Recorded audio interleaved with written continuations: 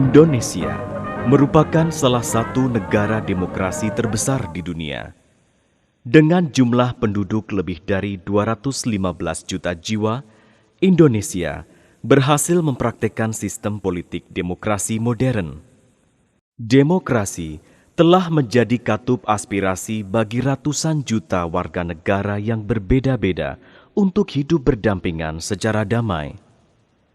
Dalam jangka ke depan, demokrasi juga diharapkan bisa menjadi jalan untuk mewujudkan kesejahteraan bagi seluruh rakyat Indonesia. Demokratisasi di Indonesia bukanlah sebuah proses yang tiba-tiba. Pencapaian demokrasi di Indonesia telah melalui proses panjang yang mengiringi jatuh dan bangunnya negeri ini. Bahkan, ketika reformasi politik bergulir di negeri ini pada tahun 1998, banyak anggapan bahwa Indonesia akan menjadi negara gagal dan tercabik-cabik oleh konflik internal di antara sesama anak bangsa. Akan tetapi, seluruh pahit getirnya pengalaman di negeri ini ternyata menjadi pupuk penyadaran untuk membangun kematangan demokrasi di negeri ini. Salah satu parameter keberhasilan demokrasi di Indonesia ialah pelaksanaan pemilihan umum yang dilaksanakan secara jujur dan adil. Dalam konteks demokrasi, pemilihan umum merupakan mekanisme politik modern untuk memilih pemimpin berdasarkan keinginan rakyat dan pergeseran kekuasaan secara damai agar terhindar dari kekerasan berdarah.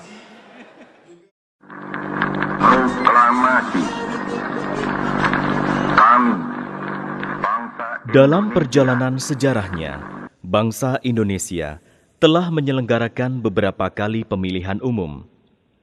Pemerintahan Presiden Soekarno hanya sempat menyelenggarakan satu kali pemilihan umum, yaitu pada tahun 1955.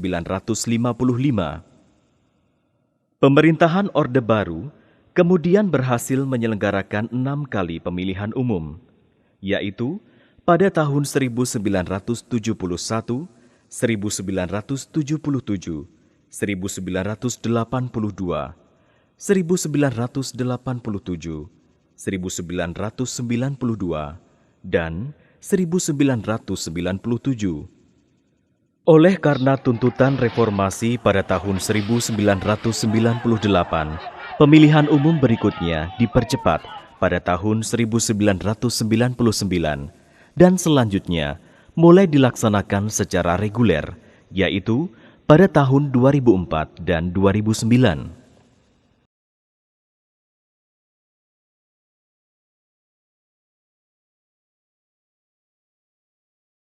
Pasca proklamasi kemerdekaan 1945, negeri ini baru saja tercabik-cabik oleh perang.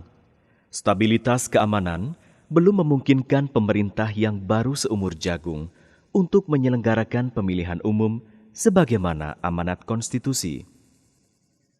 Akan tetapi, komitmen untuk menyelenggarakan pemilu sesungguhnya telah muncul dengan dikeluarkannya maklumat ke-10 oleh Wakil Presiden Muhammad Hatta pada tanggal 3 November 1945.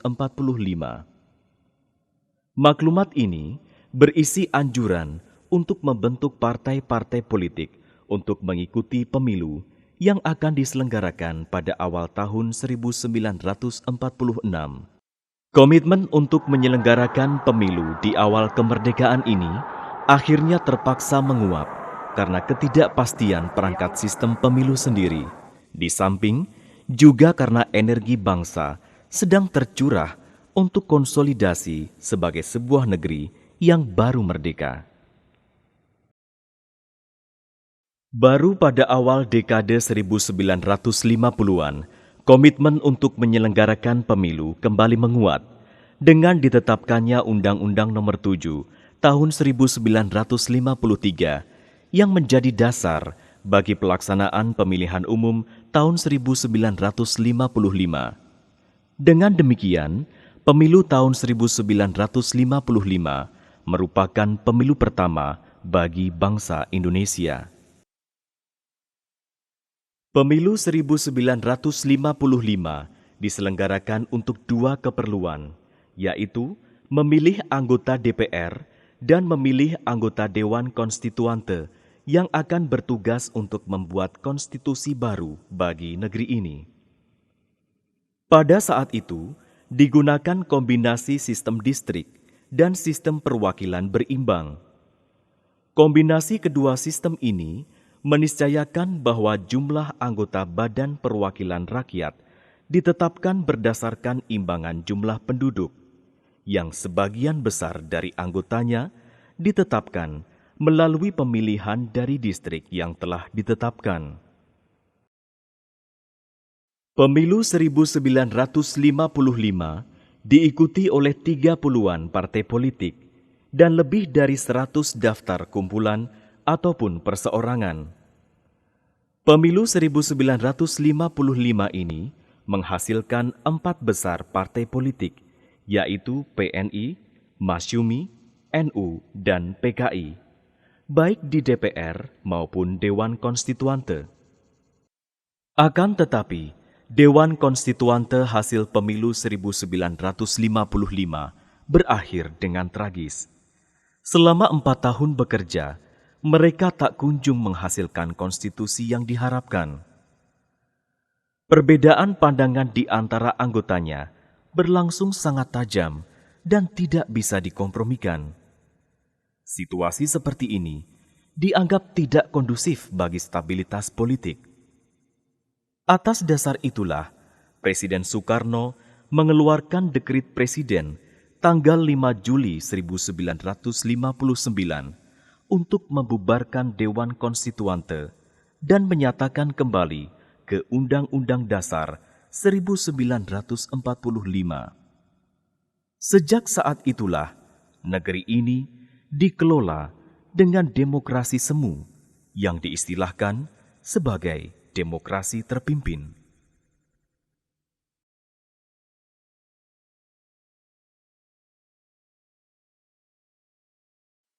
Di era demokrasi terpimpin, pemilu tak pernah lagi diselenggarakan. Bahkan, wacana tentang presiden seumur hidup mulai didengungkan. Otoritarianisme semakin mewujud ketika Presiden Soekarno membubarkan DPR hasil pemilu 1955 dan membentuk DPR gotong royong yang semua anggotanya diangkat oleh Presiden. Akhirnya, rezim ini pun berakhir dengan tragis. Presiden Soekarno diberhentikan oleh MPRS melalui sidang istimewa pada bulan Maret 1967 setelah meluasnya krisis politik, ekonomi, dan sosial pasca meletusnya G30S PKI.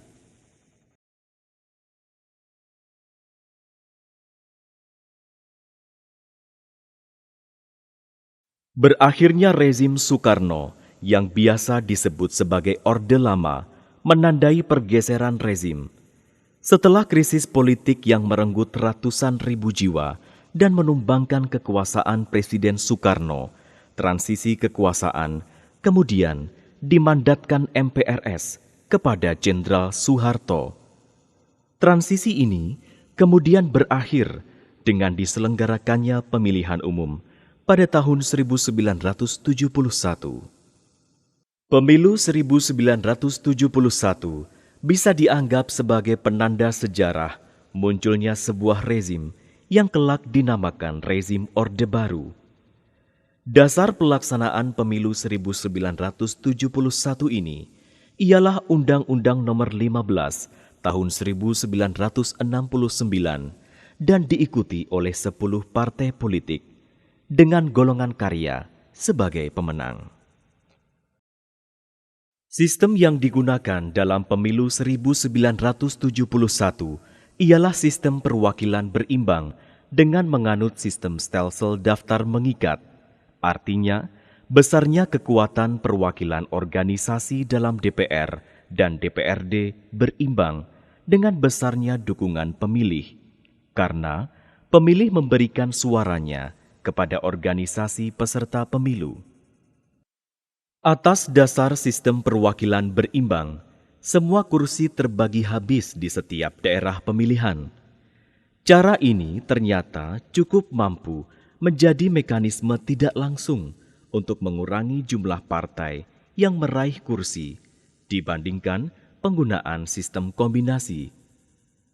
Akan tetapi, kelemahan dari model ini ialah menyebabkan banyak suara partai yang terbuang percuma.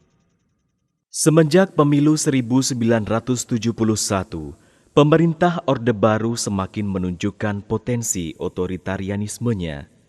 Dengan golongan karya sebagai pemenang yang didukung oleh birokrasi dan militer, pemerintah mulai menyederhanakan organisasi peserta pemilu.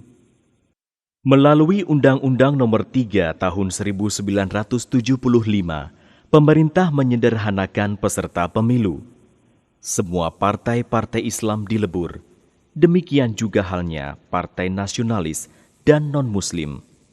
Hasilnya, mulai pemilu 1977, kontestan pemilu hanya diikuti oleh 3 partai, yaitu PPP, Golkar, dan PDI. Pemungutan suara pada pemilu 1977 dilaksanakan pada tanggal 2 Mei 1977. Sistem yang digunakan pada saat itu ialah sistem proporsional dengan stelsel daftar. Dari sekitar 70 juta pemilih, suara yang sah mencapai 90,93%. Dari suara yang sah itu, Golkar kembali meraih kemenangan dengan meraih 62,11%.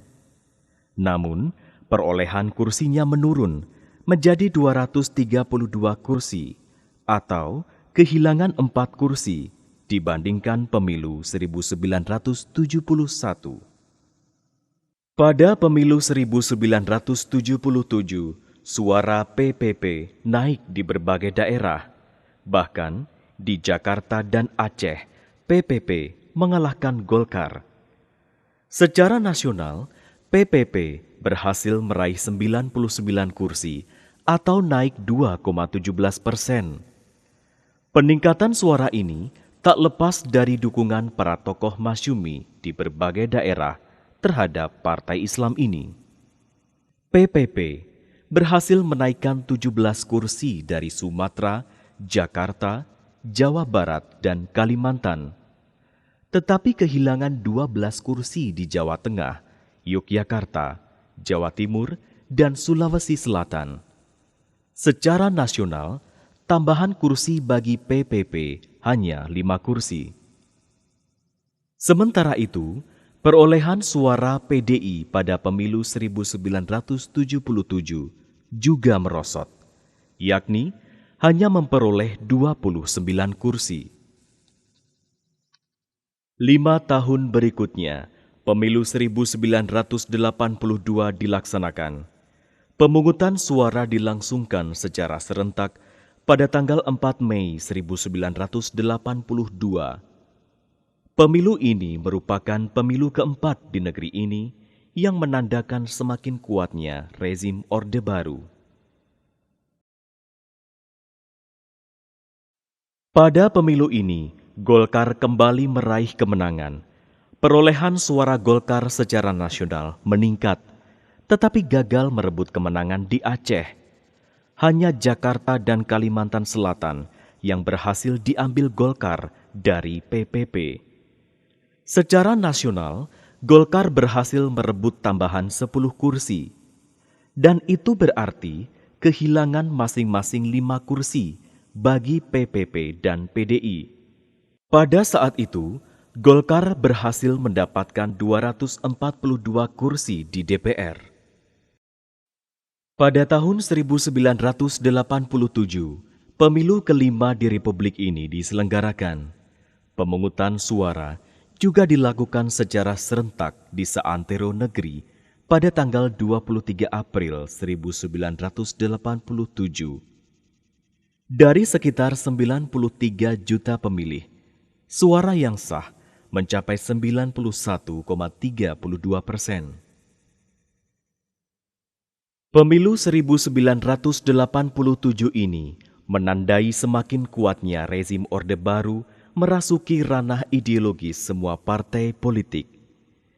Hasil pemilu kali ini ditandai dengan kemerosotan terbesar PPP, yakni hilangnya 33 kursi dibandingkan pemilu pada 1982, sehingga hanya mendapatkan 61 kursi. Penyebab merosotnya PPP antara lain karena partai ini dipaksa oleh pemerintah untuk mengganti lambang partai dari Ka'bah menjadi bintang, agar sesuai dengan lambang sila-sila yang ada dalam Pancasila. Partai ini tidak boleh lagi menggunakan asas Islam, melainkan harus berasaskan Pancasila. Hal ini menyebabkan terjadinya penggembosan oleh tokoh-tokoh partai dari unsur NU, terutama di Jawa Timur dan Jawa Tengah. Sementara itu, Golkar memperoleh tambahan 57 kursi, sehingga menjadi 299 kursi. Sedangkan PDI berhasil menambah perolehan kursi secara signifikan dari 24 kursi pada pemilu 1982 menjadi 40 kursi pada pemilu 1987 ini. Pada tahun itu, PDI dianggap mulai dekat dengan kekuasaan, sebagaimana diindikasikan dengan pembentukan DPP PDI hasil Kongres 1986 oleh Menteri Dalam Negeri Soepardjo Roestam. Memasuki dekade 1990-an, tren politik mulai sedikit berubah, walaupun tidak signifikan. Pemilu 1992 mungkin bisa dijadikan sebagai penanda mulainya pergeseran tren politik tersebut, terutama ketidakpuasan anak-anak muda terhadap fenomena politik yang ada pada saat itu. Hal ini terlihat dari hasil perolehan suara partai-partai politik yang bergeser secara signifikan.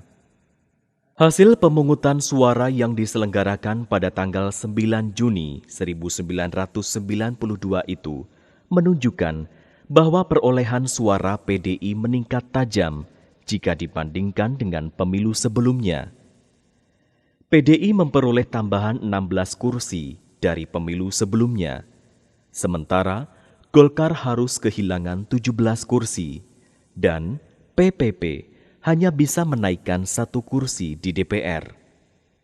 Kemunculan figur baru di lingkaran PDI, yaitu Megawati Soekarnoputri yang merupakan putri Presiden Soekarno, ternyata berhasil meningkatkan perolehan kursi PDI pada pemilu 1992 sebanyak 16 kursi, dibandingkan pada pemilu 1987, sehingga menjadi 56 kursi. Ini artinya, dalam 2 pemilu, yaitu pada tahun 1987 dan 1992, PDI berhasil menambah 32 kursinya di DPR RI. Peningkatan jumlah perolehan suara PDI pada pemilu 1992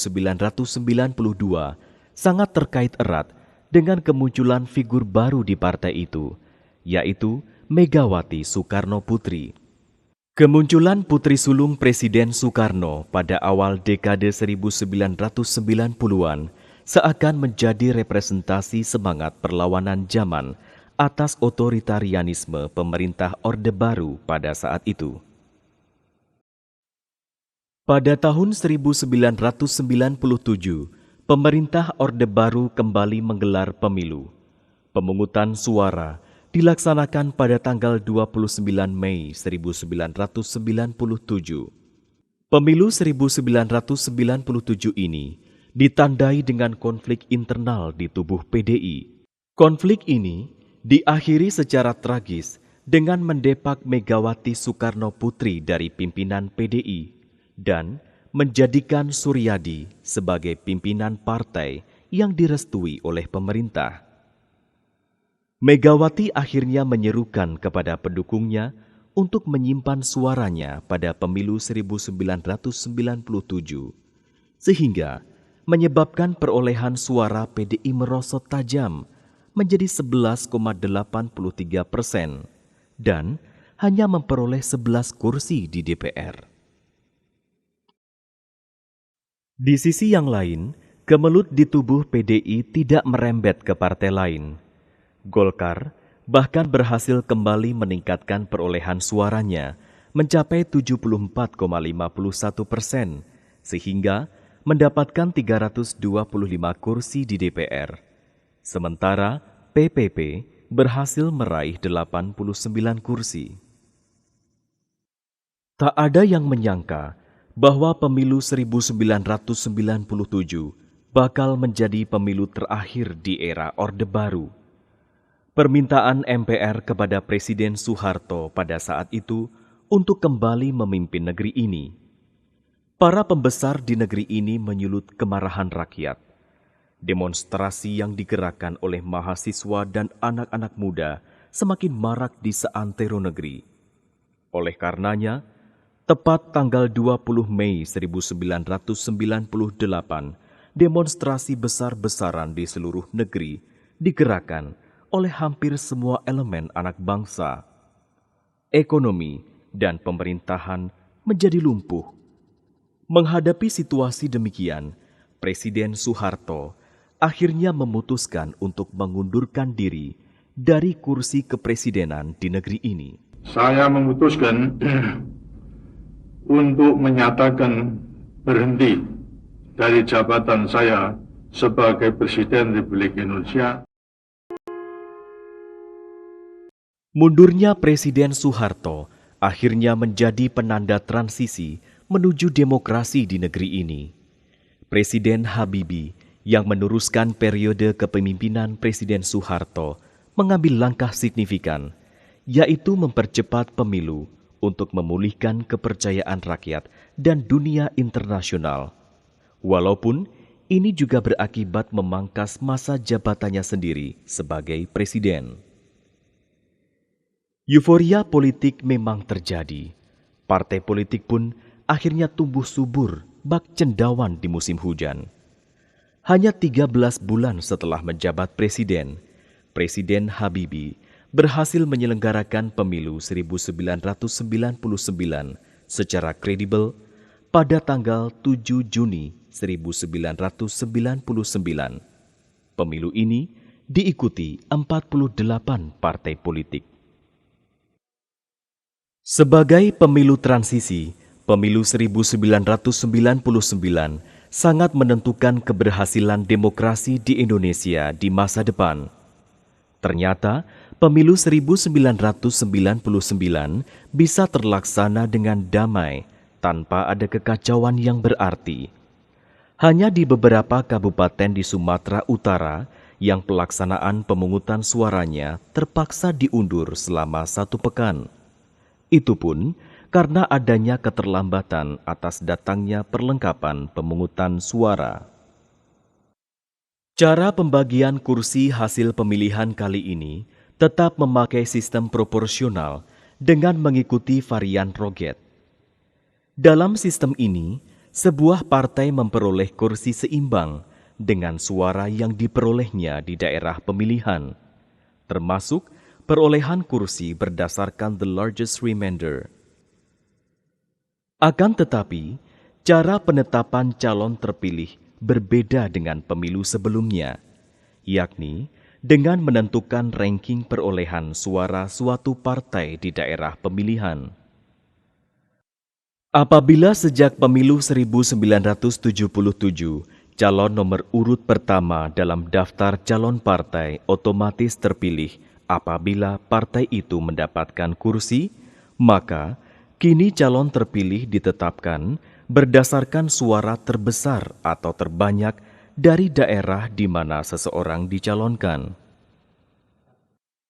Hasil pemilu 1999 menegaskan 5 besar partai politik, yaitu PDIP, Golkar, PKB, PPP, dan PAN, Walaupun sempat ditolak oleh 27 partai politik lainnya, hasil pemilu ini akhirnya ditetapkan oleh Presiden Habibie berdasarkan rekomendasi dari Panitia Pengawas Pemilu.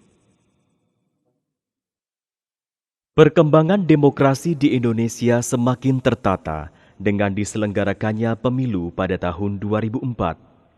Dalam konteks ketatanegaraan, dilakukan reorganisasi di tingkat lembaga tertinggi negara, yaitu MPR, dengan mengubah sistemnya menjadi bikameral, sehingga perlu dibentuk Dewan Perwakilan Daerah. Sebagai implikasinya, pemilu legislatif pada tahun 2004 tidak hanya memilih anggota DPR dan DPRD, melainkan juga anggota DPD. Selain itu, perubahan signifikan juga terjadi pada lembaga kepresidenan.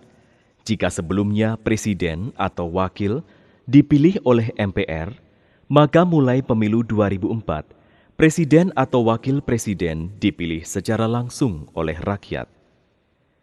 Hal ini merupakan amanat konstitusi Undang-Undang Dasar 1945 yang sudah diamandemen untuk menguatkan sistem presidensial di negeri ini. Oleh karenanya, tahun 2004 menjadi riuh oleh pelaksanaan pemilu. Setidaknya ada 3 kali pemilu pada tahun 2004, yaitu pemilu legislatif yang diselenggarakan pada tanggal 5 April 2004, pemilu presiden putaran pertama yang diselenggarakan pada 5 Juli 2004, dan pemilu presiden putaran kedua yang diselenggarakan pada tanggal 5 hingga 20 September 2004. Pemilu legislatif tahun 2004 diikuti oleh 24 partai politik dengan Partai Golkar sebagai peraih suara terbanyak. Sementara pemilu presiden putaran pertama diikuti oleh 5 pasangan calon presiden yang akhirnya mengerucut menjadi 2 pasangan untuk bertarung pada putaran kedua. Hasil pemilihan presiden putaran kedua ini akhirnya mengukuhkan pasangan Susilo Bambang Yudhoyono dan Yusuf Kala sebagai Presiden dan Wakil Presiden Republik Indonesia. Ditetapkannya Undang-Undang Nomor 32 Tahun 2004 menandai babak baru dalam penyempurnaan sistem demokrasi di Indonesia dengan masuknya pemilihan kepala daerah ke dalam rezim pemilu.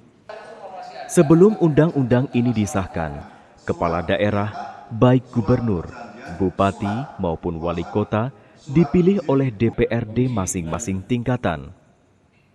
Dengan disahkannya undang-undang ini, maka kepala daerah dipilih langsung oleh rakyat di wilayah masing-masing, dengan difasilitasi oleh KPU di masing-masing wilayah. Pemilu kada pertama kali diselenggarakan pada bulan Juni 2005. Sejak saat itu, pemilu kada dilaksanakan di berbagai daerah secara beruntun sebagai bagian dari rezim pemilu. Perkembangan demokrasi di Indonesia semakin mantap dengan pelaksanaan pemilu tahun 2009. Pemilu legislatif dilaksanakan pada tanggal 9 April 2009 dengan menggunakan sistem proporsional terbuka. Pemilu legislatif 2009 ini ditandai sebagai pemilu pertama di Indonesia yang melakukan penetapan calon terpilih berdasarkan perolehan suara terbanyak, bukan berdasarkan nomor urut. Artinya, rakyat memilih calon anggota DPR, bukan partai politik. Dengan demikian, pilihan rakyat tidak lagi dipasung oleh kepentingan partai politik. Dari 38 partai politik nasional dan 6 partai politik lokal di Aceh yang mengikuti pemilu 2009, Partai Demokrat keluar sebagai pemenang. Kemenangan partai ini sangat signifikan dan menggeser posisi partai-partai lama. Sementara itu, Pemilu presiden dan wakil presiden dilaksanakan pada tanggal 8 Juli 2009. Dari 3 pasangan yang mencalonkan diri sebagai presiden dan wakil presiden pada pemilu 2009 ini, pasangan Susilo Bambang Yudhoyono dan Budiono akhirnya terpilih menjadi presiden dan wakil presiden Republik Indonesia periode 2009-2014. Keberhasilan bangsa Indonesia dalam menyelenggarakan pemilu secara kredibel dan damai telah menuai pujian dunia internasional, sehingga mengantarkan negeri ini menjadi negara demokrasi terbesar ketiga di dunia setelah Amerika Serikat dan India. Akan tetapi, keberhasilan ini bukanlah tanpa kritik. Demokrasi di Indonesia diindikasikan berbiaya sangat mahal dan cenderung menjadi demokrasi transaksional. Para calon seakan berlomba untuk membeli suara rakyat untuk mendapatkan simpati atas pilihan rakyat. Hal ini sekaligus mengubur potensi calon-calon yang kredibel untuk mencalonkan diri sebagai wakil rakyat maupun pemimpin. Dalam jangka panjang, fenomena ini bisa membunuh demokrasi itu sendiri. Oleh karenanya, kita perlu sadar untuk kembali pada norma dan nilai demokrasi yang paling esensial.